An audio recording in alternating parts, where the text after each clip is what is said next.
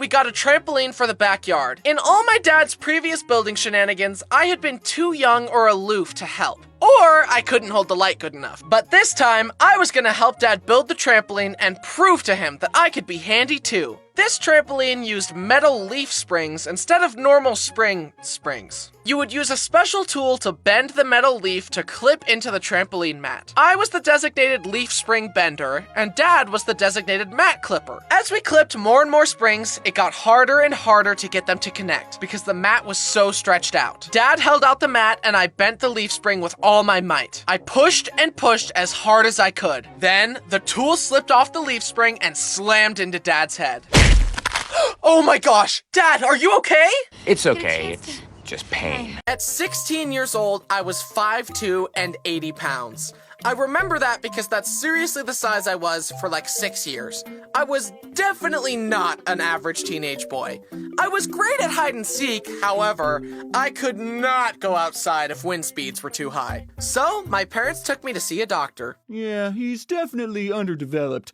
I feel bad for him because men like to feel like alpha males, and he obviously isn't. I mean, look at him. So, I'm gonna recommend testosterone treatment. This was a shock to me. I knew I was small, but I generally tried to just ignore it and live my life. I figured that being uncomfortable in your body was kind of just part of being a teenager and that everyone grows at different paces. But this medical professional told me that my body wasn't manly enough and then immediately suggested TRT to a 16-year-old, which I think is pretty crazy. We even got a bone scan done and found out that my bone age was that of a 12-year-old. Okay, here are the results of the scan. Travel home safely now. This dude's bones suck! I mean, look at it! That's just shoddy workmanship right there! People often think that homeschooled kids are really good at math and science, but really bad at social interaction. Unfortunately, I'm just bad at both of them. And I know I'm not the only one who feels inadequate watching those documentaries about gifted kids. They're all like, at age 2, he was already speaking English and Spanish fluently. By age 6, he already graduated high school valedictorian. And by age 10, he had a doctorate in neuroscience and astrophysics. And just last month, he earned a Nobel Prize. If someone made a documentary about me, it would be more like, at age 2, he finally learned to walk. By age 6, he learned how to not spill chocolate milk. And by age 10, he was already drawing silly little pictures. Welcome to Street Magic with Bryson. You there! Come here and I'll show you a magic trick! What? No thanks, I'm just trying to get to work. Trust me, you're gonna love this. What's happening? Let me go! Look into my eyes. Oh, they actually are very striking eyes. They remind me of a stormy sea. I'm getting lost in them. Can't look away. Now check this out. Immediately, the soundtrack in this game changed my brain chemistry forever. The people who made this music know what joyous whimsy sounds like. When I hear Gusty Garden Galaxy, it makes me believe that anything is possible. The room fades away, I float into the air, and I enter the world of the game. This was one of the first video games I ever played, so I had a lot to learn. Jumping between gravity-defying planets and walking upside down took a lot of getting used to. I collected a few stars and then headed to the Loop-de-Loop Galaxy. And let me tell you, this level broke Little Bryson. At our old house, the screen on our porch door broke off, and Dixie got used to jumping through the empty door. Dad fixed the door and even made a special hole in the screen next to the door for Dixie to walk through instead of the door. Yep, that's not going anywhere. This is one of the only times I've seen my father just give up. He left the door without a screen after that. Years later, we got a trampoline for the backyard. In all my dad's previous building shenanigans, I had been too young or aloof to help. Or I couldn't hold the light good enough. But this time, I was gonna help Dad build the trampoline and prove to him that I could be handy too. This trampoline used metal leaf springs instead of normal springs. You would use a special tool to bend the metal leaf to clip into the trampoline mat. I was the designated leaf spring bender, and Dad was the designated mat clipper. As we clipped more and more springs, it got harder and harder to get them to connect because the mat was so stretched out. Dad held out the mat and I bent the leaf spring with all my might. I pushed and pushed as hard as I could. Then, the tool slipped off the leaf spring and slammed into Dad's head. Oh my gosh! Dad, are you okay? It's okay. It's Just pain. And I never became a handyman. Whenever my car makes a weird noise, I just call Dad and start crying. Hair color stereotypes are not nice. Gingers do have souls. Whatever you say, stupid blonde. That one is actually true in my case. I'm still gonna beat you up, though. I understand. Look, I'm feeling generous today, so I'm gonna give you a pass. But know this. If you ever cross me again, I will end you. Understood? Understood. Thank you. I guess pain really is beauty. It takes a lot of work to look this good. But at least it's over now. Hey, by the way, I just scheduled your wisdom teeth removal surgery. Wisdom teeth. Why do they call them wisdom teeth? Those teeth are obviously stupid idiots because they're going the wrong freaking way. Vestigial structures, useless body parts, are so stupid, and some of them actually hurt you. Your appendix can blow up and kill you for no reason. Your wisdom teeth sprout out of nowhere and ruin your other straight teeth. And don't even get me started on the tailbone. These things have no purpose. That's just bad character design.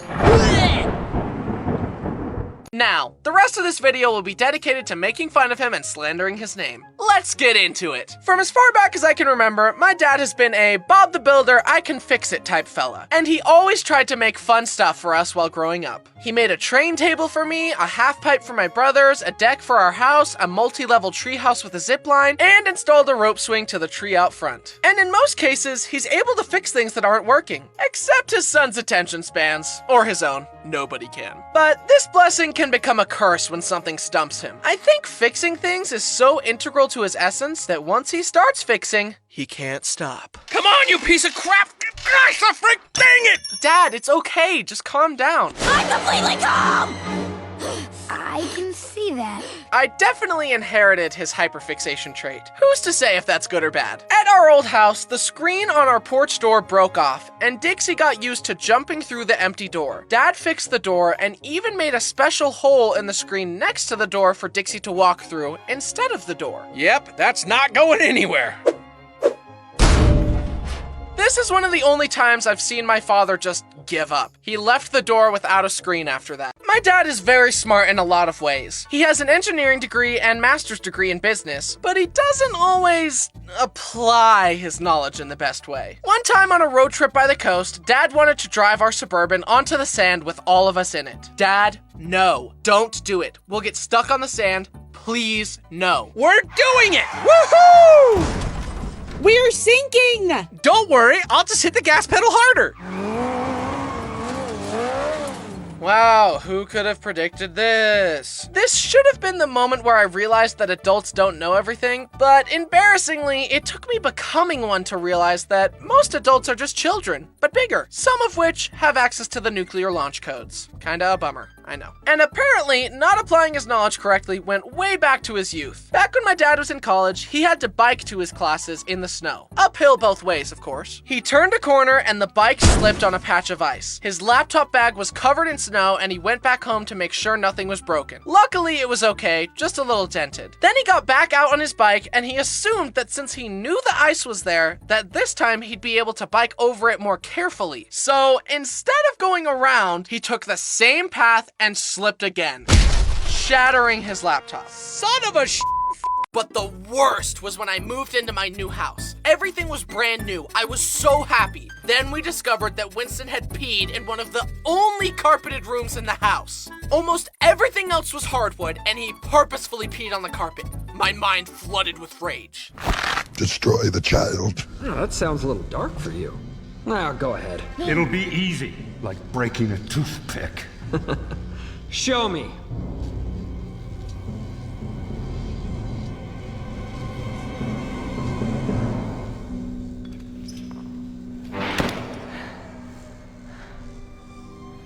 I knew you couldn't do it, even when you have nothing to lose.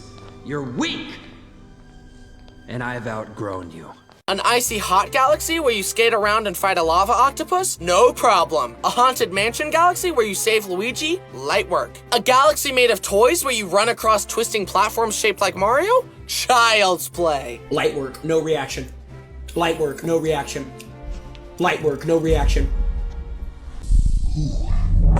Okay, it's not a little kick. Oh! All my nightmares had materialized. It was an even harder version of the previous one. Skipping ahead through 2 hours of pain and agony, and I finally beat it. Yahoo! Another thing that amazes me about my mom is that whenever we had to move, she would plan these amazing cross-country road trips and make a vacation of it. We saw Mount Rushmore, Yellowstone, the Liberty Bell, Four Corners, Redwood National Parks, and all kinds of fun stuff. I can't imagine planning a big trip like that while raising 5 kids, teaching them how to read and do math, feeding them, and keeping them from fighting. And to make things worse, she didn't even have GPS. She had to print out directions from MapQuest and just pray that she wouldn't make a wrong turn and get lost. I could not have survived that. If there isn't a blue line showing me exactly where I need to go, I simply won't make it to my destination.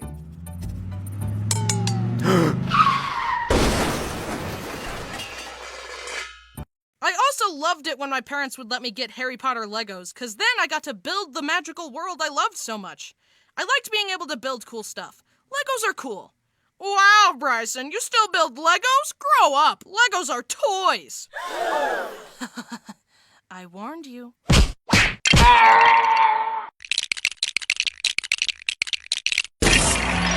It's a highly sophisticated interlocking brick system. The box for this one said ages 8 to 14. That's a suggestion.